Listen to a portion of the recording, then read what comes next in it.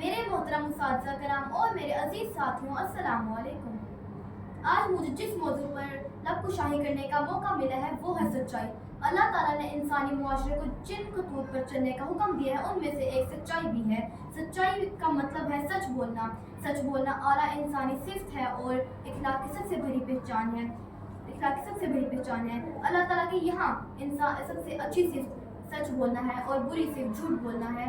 जो शख्स झूठ बोलता है वो फासिक को फाजिर करार पाता है और ना उसकी इबादत कबूल होती है और ना ही गवाही कब मकबूल होती है।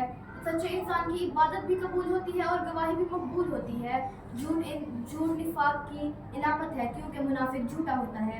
मुनाफिक की 3 इलामतें हैं। अव्वल ये कि जब वादा करे तो वादा खिलाफी करे। दोम ये कि जब बात करे तो झूठ बोले और सौम ये कि जब उसके पास अमानत रखवाई जाए तो अमानत में ख़यानत करे। सच्चाई से मुराद सदाकत और सच है। सच्चाई ऐसी सिफ्त है जिसकी अहमियत हर मजहब और हर दौर में यकसा तौर पर तस्लीम की गई है। इसके बगैर इंसानियत मुकम्मल नहीं होती।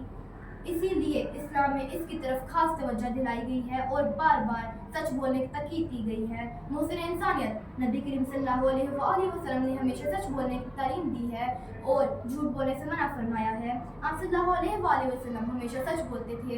हालांकि आप सल्लल्लाहु अलैहि वसल्लम को नबी और रसूल न मानने वालों ने भी आप सल्लल्लाहु अलैहि वसल्लम की सच्चाई और ईमानदारी से मुतासिर होकर आपको सादिक और अमीन जैसे इल्क़ाबात से नवाजा था। तमाम अंबिया कराम अलैहिस्सलाम ने भी हमेशा सच बोलने की ताकीद की है। आज वो दिन है कि